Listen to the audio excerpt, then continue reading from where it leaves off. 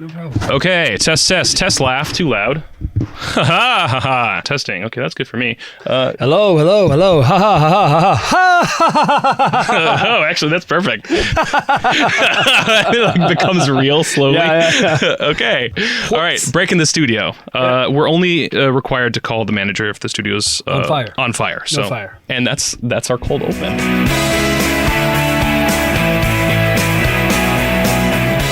Hey there, and welcome to Taiwan Talk, where we share the stories of people living in Taiwan. I'm Trevor Tortomasi, and joining me in the studio today is Andrew Chau, Zhou Hoan, a host of multiple shows on TaiwanPlus and an actor in recent Taiwanese series such as Seqalu, and Women in Taipei. Is it 女子 or 女子? 女子. 台北女子图鉴. Yeah. 台北女子图鉴. Okay, I'm just going to leave his correction in there. Andrew previously joined us on Taiwan Talk in August of 2021, a couple years ago, along with some fellow Seqalu stars. You can check out the Seqalu episode in both English and Chinese on the Taiwan Talk podcast. Please do. That took a lot of work to edit. Andrew, welcome back to the show. Hey, Trevor. It's good to see you again, man. Okay, good to see you. So I guess we can get into what you've been doing recently to start off. So you've been hosting a travel show with your fellow actor and Seqalu co-star, Fabio Grangeon? Grangeon, yeah. Okay. Yeah, you got it. Try my best, Fabio. I'm sorry. It's called Fabio and Andrew's Outdoor Adventures, which is a lot of fun to say. Very syllabic.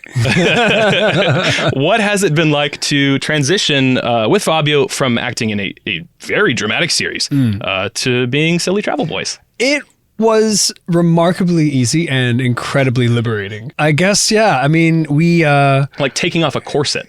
Yes. Yes. Like deep breaths. Like I can be myself now. And no, it was very, very fun because I mean, I guess in the beginning we were both a little apprehensive, a little unsure because we did have a very good time working together on a dramatic series. But then this was like, can we function outside of a framework of lines and blocking? And so we kind of got to do that by ourselves and kind of brainstorm. And it was fun because we got to co-direct and co-create in the moment where we just have conversations in the car and we're having a great time. And we're like, that was an interesting conversation. We should film these parts. And we talked to the director. And so we pitched the idea and he's like, let's do it. And so it was very, very alive. It was being revised as we were going on. We were kind of coming up with new ideas and actually a few very fun moments like the Hakka restaurant. Mm-hmm. That was entirely improvised because Fabio was feeling a little hungry and he wanted some afternoon tea. And I'm like, well, have you heard of Hakka tea? And he's like, where can we find that? And so we ended up going to driving off the beaten path. Yeah. We talked to the director and the producer was like, and they're like, hey, you guys want to go get some tea? And he's like, let's film it. And so it was great. It was really fun. So for Fabio and Andrew's Outdoors Adventures. Yeah. Fabio comes first. Okay. Yeah, Fabio comes first. Yeah. It's a mouthful. What's the Chinese name again?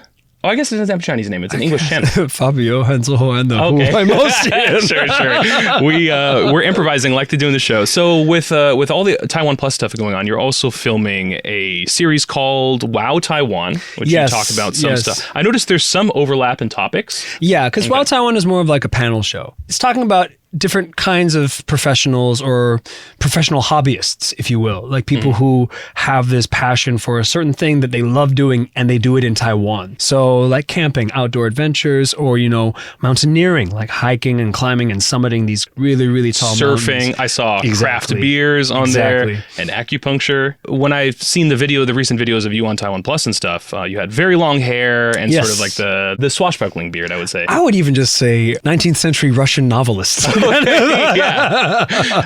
And now for those who aren't seeing for the audio experience, you have gotten a clean shave. Now, is this for a new role that you're not allowed to talk about? I can briefly reference it. I actually just got done doing two projects. One of them was where I still had the long hair and the facial hair, and I was playing a father. And this is for a feature film by Wei Sung. It's called Big, B-I-G. Okay. So the reason why I had long hair and a goatee and my facial hair is because out of principle, when I'm not working, I grow my hair and my beard. Because that's what I was taught when I was in undergrad for theater. I once shaved my head and the hair and makeup teacher was really mad at me. She's like, well, now I have no choice, but that's your design now. So now I don't have a choice. You took that choice away from me. So, it gives you the choice. The longer you go, the more choice you have. Exactly. It's not like a Dothraki maybe growing his hair longer with each kill. Okay. Oh, yes. Each actor I kill on set. Yeah. Something crashes behind the stage, your hair grows. What was that? My power grows.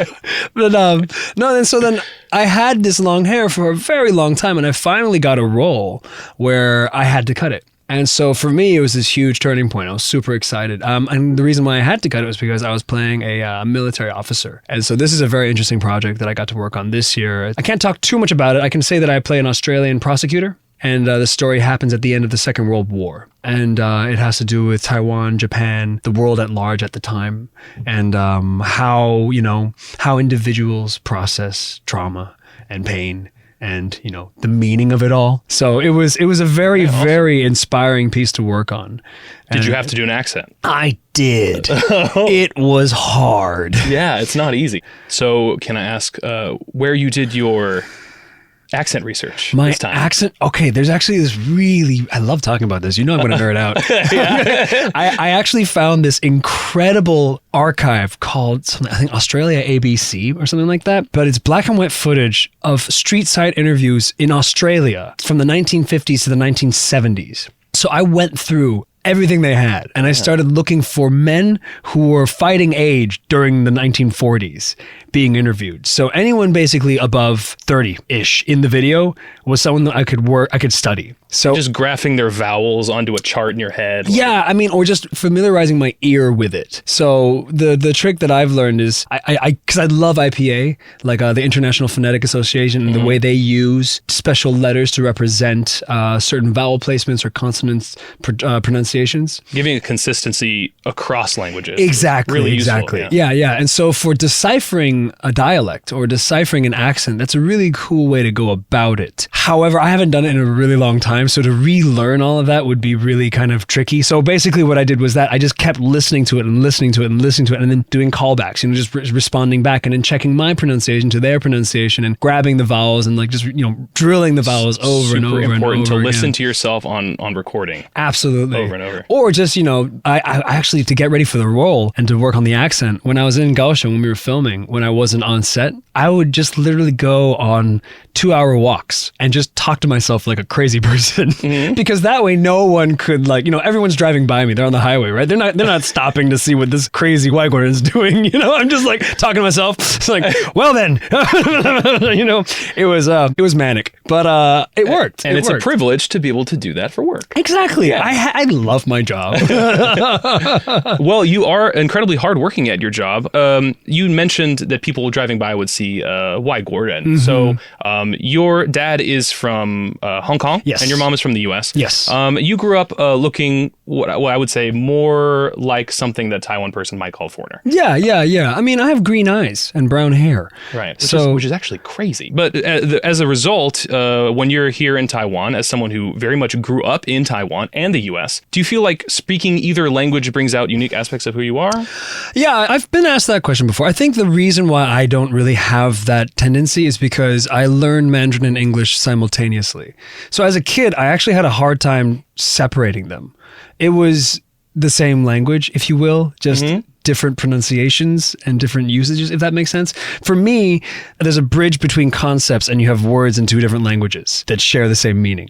That's the way I see it. So for example, as a kid, I would be just code switching because at my house, my family was bilingual. So Mandarin worked, English worked. So however I best felt when I was describing an idea, I would just use the language that came to mind or the thought that came to mind. But when I was with my grandparents from the States, I would only use English. And then I have to find a way to get that idea. And then in Mandarin, like my dad's side, I have to find a way with Mandarin to get there too. So for me, it's always been part of my personality. But as I've been trying to learn more languages, I have noticed that there is a bit of a difference because I think on some level, it's on a different part of the brain. So I've heard that native tongues, like your native language is in one part of the brain. But when you learn a new language, when you acquire a new language, your brain will sometimes put it somewhere else because it treats it more as as a tool than it does as a way of thinking or feeling. It's really good brain exercise, and I recommend it to everyone. Language is awesome. So on that note, I guess, what is the hardest part of acting for you? The hardest part, I mean, this is going to sound cheeky, but the hardest part is when I'm not doing it. Put it this way, I won't sugarcoat it. When you're working in the industry, I learned this as I started doing it more and more. It is exhausting. You are working long hours and you're not getting a full night's rest all the time. And you don't get to unwind because you go basically from work to you're off the clock, get your dinner, get your food in, now go to bed. Because if you don't go to bed now, you're not going to get 6 to 7 hours of sleep. And then if you don't get 6 to 7 hours of sleep, you're going to do the same thing tomorrow. And you don't get a day off until 10 days later. Oh, man. The industry standard in Taiwan is usually 10 days on, 1 day off, typically. So that's rough. It's very high. It's very demanding because we don't have the luxury of the budgets from other places. This is true, yeah. Yeah, so we have to make it work.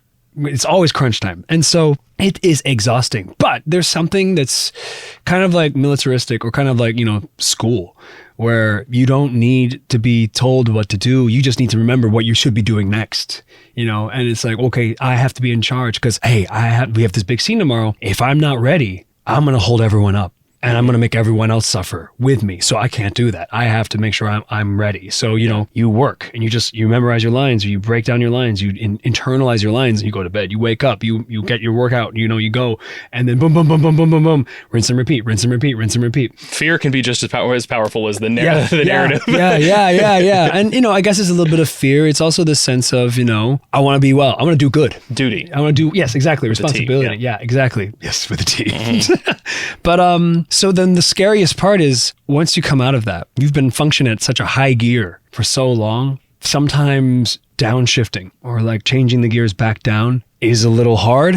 And emotional whiplash, psychological whiplash, everyone has their own problems and it's very hard. Everyone has to deal with it their own way. So there's no real one way that you can, just do that, just do this. No, you have to figure out for yourself because it's such an internal process to start with. Acting, you have to take what's given on a page and put it inside of you and then make it real and then wear it from the inside out. That's when you're doing a good job for me for acting. You have to embody and internalize and make it real for you as an individual, not just the character. You have to kind of marry the two together. So coming down from that, coming away from that separation, or it's not really separation, it's kind of more of a transition. How do you digest that and then let it out of your body, let it out of your system in a way that leaves you behind, but also doesn't tear you apart in the process? Yeah. And it depends. Some jobs and some roles are a bit easier because they're a bit closer to who you are as an individual. They're a bit closer to you in your understanding and your background. But some things are a bit farther away. And like Fabio and Andrew's adventure. That was super. That was super close. But then if it's a tall order, you have to make enough room for yourself on the exit lane. Wow, that's a really weird analogy. But yeah, you have to plan your exit. And I'm still figuring that out. Well, so after all of your collaborations with TaiwanPlus? I want to say TaiwanPlus, but also with there's just so much essential Taiwan stuff that has gotten you involved in it. Yeah, international though, so it's bilingual stuff too, mostly. But after all of this work, is there anything you'd still like to make on your own? Writing and creating. I actually recently just submitted to a contest, a writing contest. Okay, short stories or no? It's actually a pitch for a show.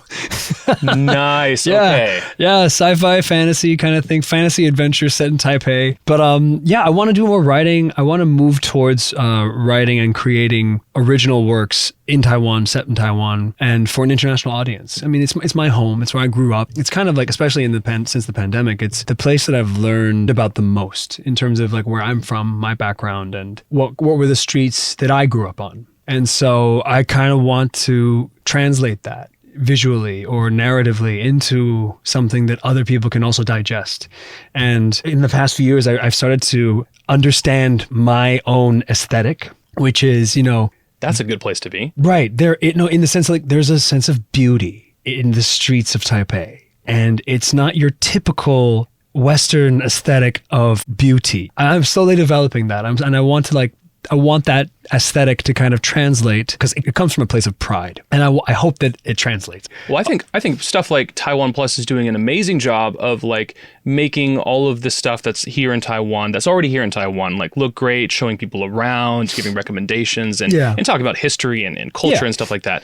But there's also an element that I feel like I haven't seen enough of yet, which is like stuff that is borderless. It's not about Taiwan, but it's also in Taiwan. Yeah. Where anyone anywhere could be like, oh my God, I see this. I instantly relate to it. Oh, and by the way, it's in Taiwan. I know what you mean. It's about Taiwan by being in Taiwan, but it's not about like the mountains and the stinky tofu. It's about a thing that everyone relates to, and it's in Taiwan. Yeah. I feel like we'll see more and more of that. I'm sure there's some great examples out there already that I can't name right now, but more and more of that. I completely agree. I think that just takes a bit of maturity.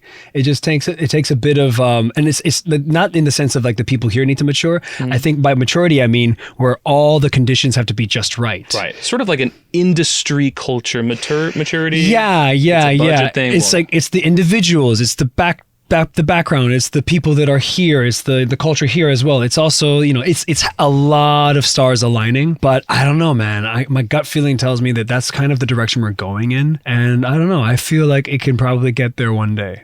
Especially with just the multitude of ways that anything can go viral nowadays. It might not even be a film that starts it. It could be internet videos and things. And Yeah. No, it's about a vibe. I mean, to quote the Gen Z, it's a vibe.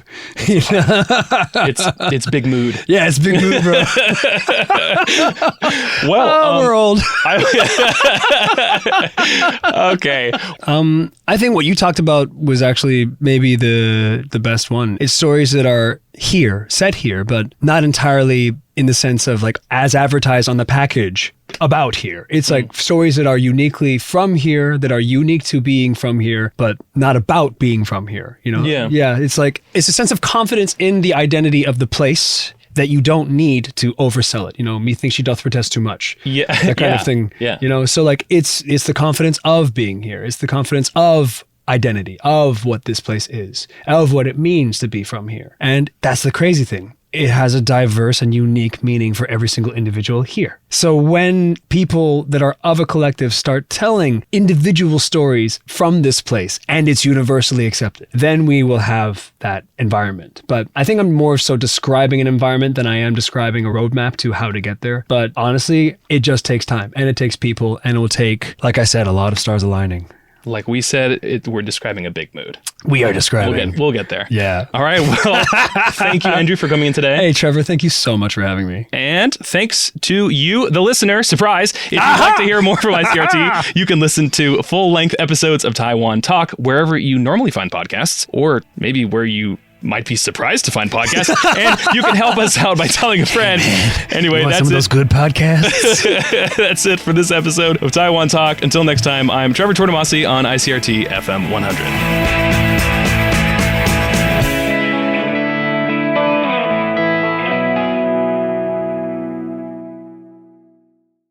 If you'd like to hear more from ICRT, you can check out our other podcasts. We've got Taiwan This Week, a roundup of the news in Taiwan every Friday, English in the News, for useful English expressions explained in Chinese, and EZ News, spelled with the letters E and Z, for simplified daily news. For some lighter news in both English and Chinese, check out News Bites and News for Kids. And if you enjoy them, tell a friend. Thanks for listening.